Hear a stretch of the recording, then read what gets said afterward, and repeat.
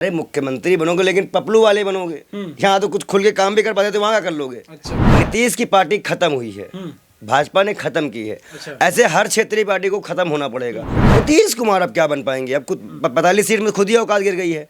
11 seat तो RJD के पास है। अच्छा। उनकी क्या औकात है अब, वो तो बस पलट रहे हैं इधर उधर। 45 सीट लेके पलट रहे हैं। जिस दिन ये भी चली गई उसी दिन क्या करोगे।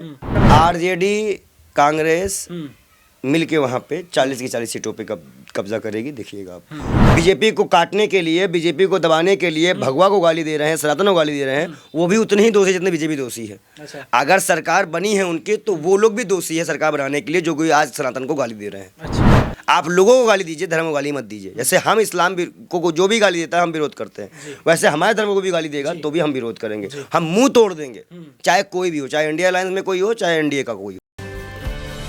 नमस्कार, आदाब। आप देख रहे हैं पीआरबी। मैं हूं आपके साथ नसीमुद्दीन शेख। देश की मौजूदा राजनीति में इस वक्त गजब का हलचल मचा हुआ है। जी हां, गजब का हलचल इसलिए मचा हुआ है क्योंकि बिहार के मुख्यमंत्री नीतीश कुमार, जो कि बहुत पहले से दल बदलते हुए आ रहे हैं, इस बार भी उन्होंने सुबह को 11 बजे राजभवन पहुंचे और राज्यपाल को इस्तीफा दे दिया और एनडीए अलायंस में शामिल हो गए। और कयास लगाए जा रहे हैं कि अभी वो शाम को 5-6 बजे तक मुख्यमंत्री पद की शपथ लेंगे।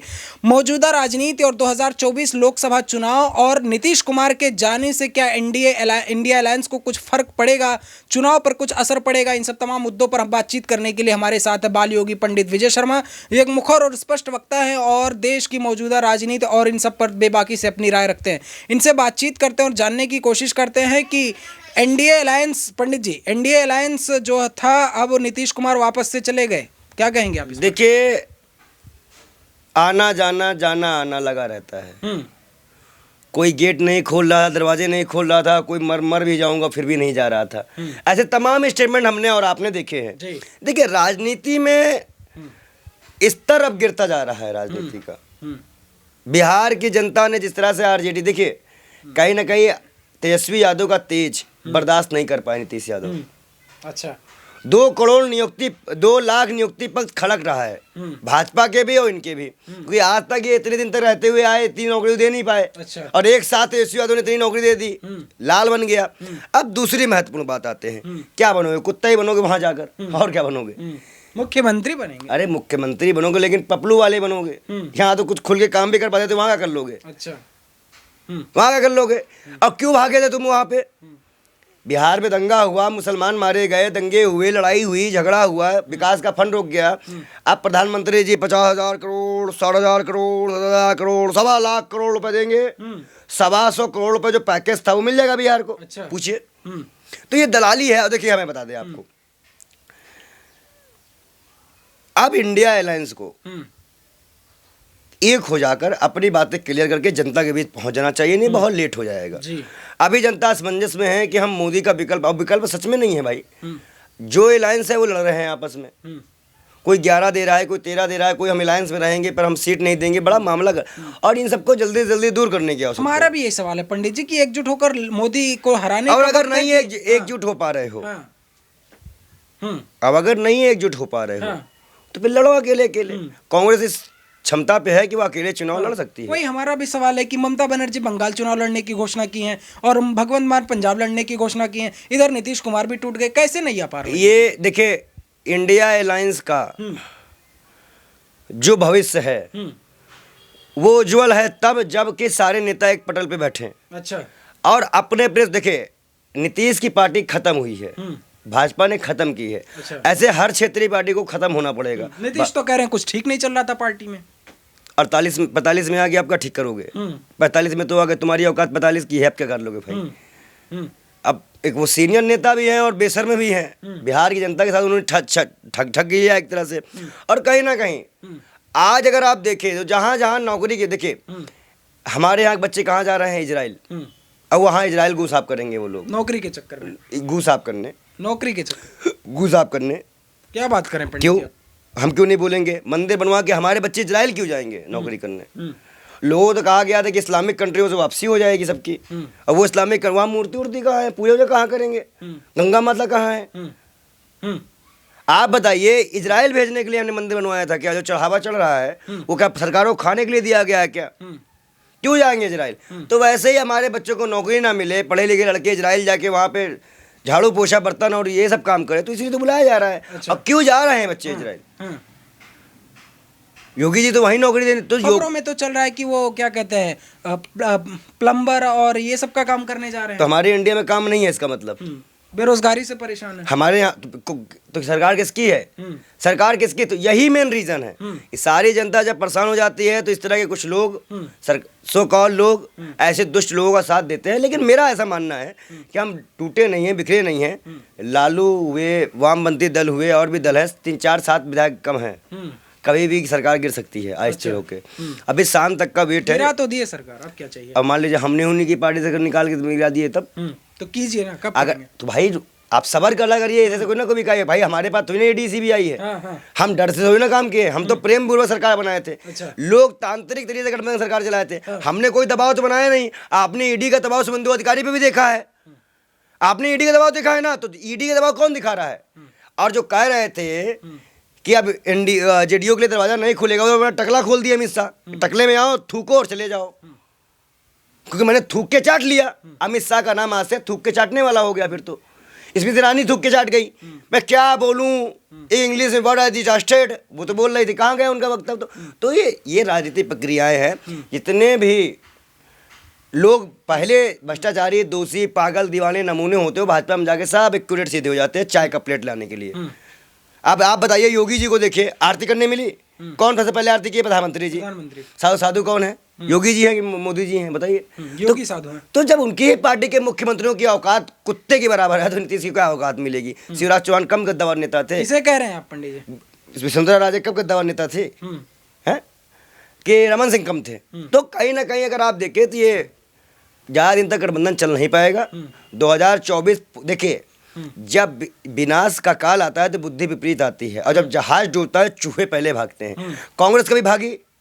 कांग्रेस स्थिर होकर अपनी यात्रा कर रही है, अपना जनता से मिल रही है। देखिए, जिसको देश बनाना होगा वो देश के साथ जाएगी। जिसको युवाओं को नंगा खड़ा करवाना होगा सड़कों में, आज भी राजस्थान में नंगे होकर आपका वो धरना दे रहे हैं वो लोग, नंगे होकर, निर्वस्त्र होकर, फिर भी कोई सुन रहा है? तो बिहार की जनता देख रही है, लोकसभा और विधानसभा में इनको मजा। नीतीश कुमार ने भी तो बयान दिया था कि मरना पसंद करेंगे लेकिन उनके साथ जाना गंवारा नहीं है। अब देखिए, पलटू ज्यादा नाम है ना उनका, पलटू राम नाम, पलटू चाचा, पलटू चाचा पलट गए बेचारे, क्या करें? अब आखिरी है, ये आखिरी सीएम है भी वो अब यहाँ के। अच्छा, अब आखिरी बार सीएम, इसके बाद वो सीएम नहीं बनेंगे। उनकी पार्टी, उन्होंने अपनी पार्टी तोड़ के ये पार्टी बनाई थी। हाँ, अब ये खत्म होंगे, अब इनका खत्म होने का समय आ गया है। अच्छा। और कहीं ना कहीं बिहार की जनता बुद्धिमान है, वो अपना हक मांगेंगे नहीं, छीन लेगी। बिहार कर्म भूमि है। बिहार की जनता बुद्धिमान है तो 9 बार से क्यों मौका दे रही है? देखिए, बिहार में 9 बार से मौका नहीं देगी। सिचुएशन जब से भाजपा सरकार आती है, ये चुनाव के पहले नफरत कांड हो देती है, धर्म वाला मामला कर देती है, हिंदू राम राम राम राम राम कर देती है।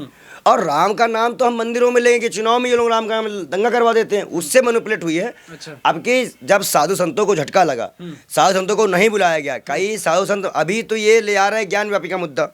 अभी बाबरी मस्जिद बनी नहीं है, अयोध्या मंदिर पूरा बना नहीं है, उसकी पुरानी मूर्ति की प्रतिष्ठा हुई नहीं, उसमें कई खुद ही हमारे सुप्रीम कोर्ट जा रहा है। तो क्यों ये लोग इसी तरह के मुद्दों को लेके आते हैं। और हमारा ऐसा मानना है कि अब नए चेहरों को जगह दे देनी चाहिए। किसे? इंडिया अलायंस को, नहीं तो नुकसान बहुत भारी होगा, सीधी बात है। नीतीश कुमार कह रहे हैं कि पार्टी में कुछ ठीक नहीं चल रहा था, इधर उधर से राय आ रही थी, तो हमने न्याय सबकी बात सुनी। जो आप जो आप बोले हैं थूक के वो चाटे हैं, मतलब कहिए आपकी बात की कोई वैल्यू नहीं है। बोलो ना उनसे कि आपकी बात की कोई वैल्यू नहीं है। नीतीश कुमार की कहाँ वैल्यू है भाई, बताइए कहाँ वैल्यू रह गई फिर? तो ये देखिए, आज जो हुआ है वो पहले होना या अभी होना, ये तो राजनीतिक प्रक्रियाएं हैं। लेकिन इतना जरूर मानेंगे कि अब भी हमारे पास हिम्मत है, ताकत है। आज जिसको भागना है देश हित में, भाग ले। पंडित जी, एक चीज समझाइए कि इंडिया अलायंस, वो नीतीश कुमार जो सभी दलों को एकजुट कर रहे थे, खुद संयोजक बनने के कयास लगाए जा रहे थे, सभी दलों की मीटिंग फिक्स कर रहे थे, सब वो जो इकट्ठा कर रहे थे, आज वही खुद छोड़ के भाग गए।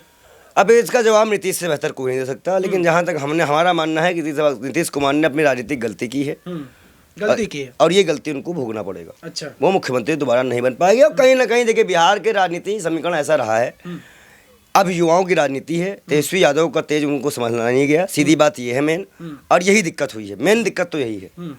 अब वो मुख्यमंत्री बनेंगे, दोबारा फिर चुनाव होंगे, अभी लोकसभा में ये पीठ मुँह की खाएंगे, और फिर तेजस्वी को कह रहे हैं आप? और क्या, कौन बनेगा? तो आप बनेंगे क्या? नीतीश कुमार की बात कर रहे थे। नीतीश कुमार अब क्या बन पाएंगे? अब खुद 45 सीट में खुद ही औकात गिर गई है।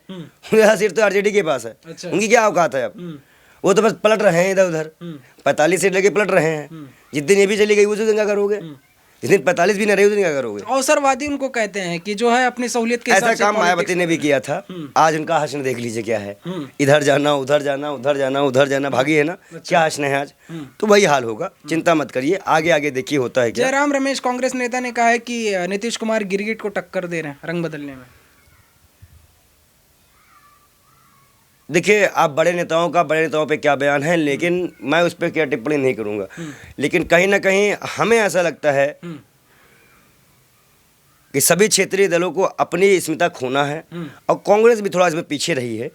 कांग्रेस को भी एकजुट करने के लिए अपना एक डेलीगेशन लगाना चाहिए। अच्छा। और जितने नेता हैं अभी जो रूठे हुए हैं उनको मनाना चाहिए, उनसे बात करनी चाहिए।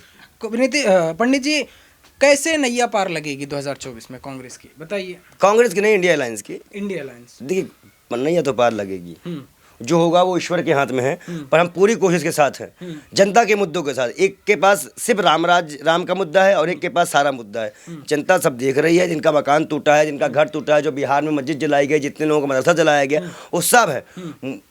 अब यादव वोट भी इनके हाथ से गया, मुस्लिम वोट भी इनके, मुस्लिम आबादी कम नहीं है बिहार में बहुत है। हाँ। मुस्लिम वोट भी इनके पास गया जी। और ये अब की बार मुंह गिरेंगे। भाजपा का तो कोर वोटर वो सेट है, लेकिन नीतीश खत्म। तो नीतीश का जो 45 सीटें है वो हमारे पास आ जाएगी। जब हमारे पास ये सीटें आएंगी और भाजपा को हम काटेंगे तो हम सरकार बनाएंगे। तो बिहार की जनता बार बार क्यों भरोसा करती है पंडित जी? देखिए, बिहार की जनता भरोसा करी थी क्या? नीतीश पे भरोसा करी होती तो पहले सीट देती। दिमाग खराब है, भांग पी के आए हो? जी, बिल्कुल नहीं। भांग पी के आए नहीं? बिल्कुल नहीं। अगर भरोसा करती तो 45 सीट देती। इसका मतलब कि उनको भरोसा नहीं था, और आरजेडी पे भरोसा था, तभी तो उसको सबसे बड़ी पार्टी पर कौन उभरा था? आरजेडी। तो भरोसा किस पे है? जी, बस समझ, मतलब एक मुख्यमंत्री। अरे मुख्यमंत्री का आप कोई भी आदमी किसी के साथ जाके मुख्यमंत्री बन जाए तो भरोसा क्यों पड़ता? मतलब आप कह रहे हो कि सिंधे महाराज सरकार पे सिंधे भरोसा था लोगों पर, कि गठबंधन में भरोसा था, बताइए। तो कहीं ना कहीं जनता का भरोसा जिसके साथ होता है, इस पे काम दिखता है, जनता उसके साथ जाती है। अभी कुछ पकड़न ईवीएम हो सकता है उनको मालूम चल गया हो कि ईवीएम हमारे हाथ में है और आप कहीं से भी लड़ लो जीतेंगे हम ही, इसलिए वो भागे हो। अभी तो ईवीएम का मसला भी चल रहा है। अच्छा। तो ऐसे कई मसले हैं, हम इसके तह तक जाएंगे। और अभी तो 4-5 मसलों के तो हम खुद सुप्रीम कोर्ट में बैठे हुए हैं, और 2-4 मसले को लेके जाएंगे। ये सरकार चल नहीं पाएगी, जितने भी एनडीए के घटक दल हैं वो खुद छोड़ के भागेंगे। 24 के पहले देखिएगा। पंडित जी, एक बात बताइए, ममता बनर्जी ने बंगाल चुनाव लड़ने की घोषणा की है। वो कह रहे हैं कि राहुल गांधी की भारत जोड़ो न्याय यात्रा में कोई सूचना नहीं मिली कि यात्रा में शामिल होना है। कैसे होगा